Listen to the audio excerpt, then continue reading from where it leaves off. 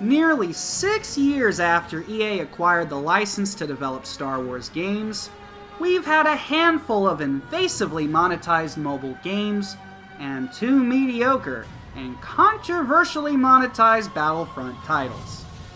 Now, we have hope. We finally have a single-player, non-monetized, story-driven Star Wars game. Star Wars Jedi Fallen Order is pretty much the game we all wanted from the onset of EA buying the rights to the franchise. Way to go, EA! It only took 6 years and a ton of pissed off fans to get it right. Perhaps you could share notes with Disney, since only you two geniuses could take one of the most profitable franchises in history and lose money with it. Really?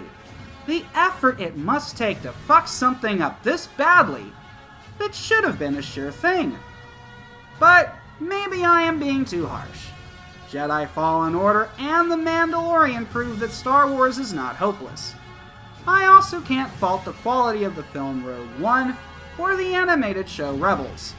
Still, it's been hard out here for a Star Wars pimp. Jedi Fallen Order is kinda like the girl next door. We've all been admiring her. We've all been waiting for our turn with her. But now that the moment of truth is here, I'm sure we're all kinda nervous. I'm sure a lot of you heard the rumors, that she was going to be as bitchy as that other babe Dark Souls. As a matter of fact, it seems that these babes not only know each other, they're family. That does explain why they're so refined, but it also puts them on a pedestal. Now, I was never able to seduce Dark Souls. I tried, and even went after her sister Bloodborne, but they both just laughed at me. So I realized as sexy and as much fun as they were going to be, they were for sure out of my league. Which is why I got worried hearing about their cousin, Jedi Fallen Order. Here was this fox who was exactly the kind of hottie I was craving. I mean, she was going to be a full-on Jedi experience, with a pretty wild focus on the cinematic and story-driven positions. And it's been a while since I found a freak like that. But what if she was just as frigid as her cousins? What if this was another one of those girls who would flaunt all that hot, steamy action in front of us, only to laugh in our face when we try to make our move? Thankfully, this babe can be pretty easy depending on how you play her. Oh, she'll give you plenty of challenge if you want her to, but if you just want a nice, fun ride, she'll be happy to oblige. Now that I have offended all the right people, let's get down and dirty with the details. Jedi Fallen Order is the tale of Cal Kestis, a Padawan who survived the execution of Order 66, and after spending a few years in hiding, is now on the run from the Empire and their Jedi hunters known as the Inquisitors. The story starts with a bang and immediately invests the player in a story of loss, isolation, and redemption, which doesn't always hit the same captivating notes as the game's brilliant opening, but it has more than a few compelling surprises up its sleeve.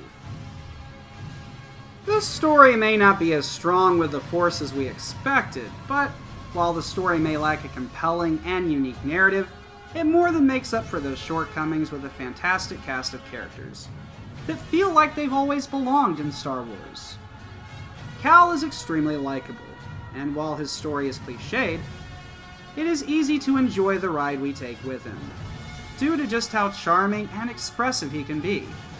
Honestly though, after Starkiller from The Force Unleashed, the bar for a compelling and likable lead Jedi was not very high. Thankfully, Cal bent the bar, and his little droid BD-1 broke the damn thing right off. The rest of the cast is pretty solid. The performances are all of an extremely high quality, but the writing, and in particular the dialogue for some of these characters, can be lacking at times. The game's plot will also feel slightly underwhelming. as it teases a lot of really compelling material, but tends to stick with tried and true tropes instead of swinging for the fences.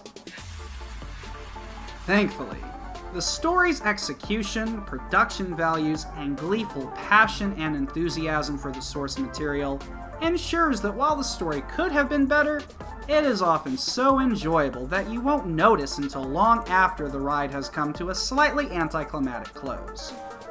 As I mentioned earlier, I am not a fan of Dark Souls-styled games. I'm sorry, I know many of you love those things, but I am just not that masochistic.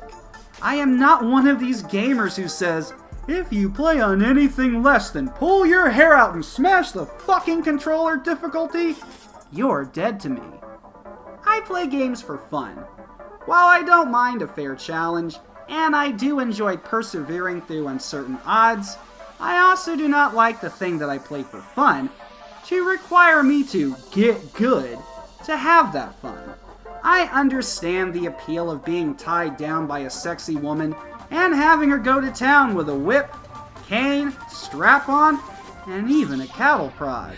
But that is for sure not my idea of a good time. I understand the mindset behind that kind of enjoyment, and I'm not saying there is anything wrong with it. What I am saying is that those kinds of things are just not my bag, baby. I mean, if she brought the Vaseline, blindfold, rubber ducky, and her riding crop, then maybe we could talk about having some fun. Jedi Fallen Order is the kind of fun I was not expecting. It has the same kind of refined, precision, and timing-based combat as Dark Souls, but depending on the difficulty setting you pick, the game will either be as unforgiving as your first love, or as easy as that slut you met during the gathering of the Juggalos. I played on the story setting, which meant I took very little damage, even during boss fights. So instead of the game being frustrating and unforgiving, I got to enjoy every single second of the game's brilliant combat, which actually allowed me to enjoy the process of getting good. I have always loved the style of combat that Dark Souls perfected, but I never enjoyed the lack of accessibility to those games. Now, I get that kind of impactful and more tactical melee combat that is just as challenging, but also more forgiving and far less frustrating. Think of it as Kitty Souls.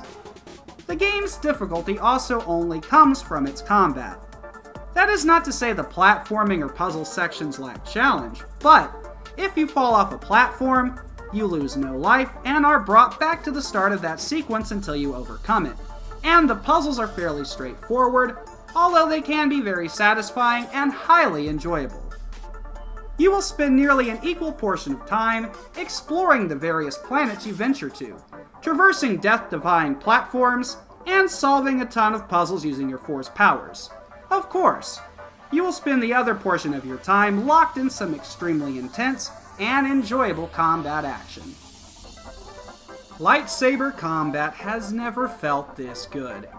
Even with dismemberment being somewhat omitted, combat is still hard-hitting, satisfying, and highly visceral. Dismemberment is also not totally omitted. While you cannot cut up stormtroopers left and right, you can slice and dice monsters and robots, which never gets old. On top of that, you can dismember certain human enemies during boss fights, although these are story-driven moments that are not based on player choices. Jedi Fallen Order has 3 clear influences. Dark Souls for its combat, Uncharted for its narrative and platforming elements, and finally, The Legend of Zelda for its puzzles and focus on exploration. It does take its basic foundation from the Metroidvania genre, so expect plenty of backtracking and item-based progression, which is also where the game gets some of its challenge. Exploring each planet, hell, even finding the location of your main objectives, is a challenge in of itself. Thankfully, there is something highly addictive and incredibly satisfying about exploring the world and finding your way through it. The game does have its fair share of influences, but it somehow comes out on the other side feeling like more than the sum of its varied parts. In the end, I found all those nerves I had about spending some alone time with this fine-ass game was due to the bad experiences I've had with my abusive relationship with EA, and all those times Dark Souls and Bloodborne laughed at me. EA has a lot of work to do before the wedding is on again, but giving me the perfect Jedi experience next only to Knights of the Old Republic will go a long way in repairing the broken dynamic. I am not too prideful to tell them that they have reminded me why I fell in love with them to begin with. They used to make all my favorite story-driven licensed experiences. I remember a time when they made the best Bond and Lord of the Rings games to ever hit the market, and I am glad that those days could be coming back. I cannot remember the last time an EA game made me squeal like a little boy who has yet to go through puberty. When I started building my lightsaber in Jedi Fallen Order, I squealed so gleefully that you would probably question my sexuality like the judgmental prick that you are.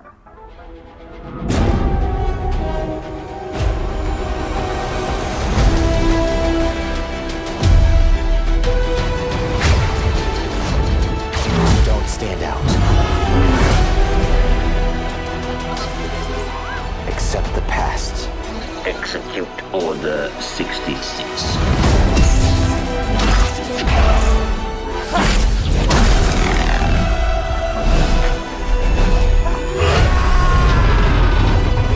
Trust no one.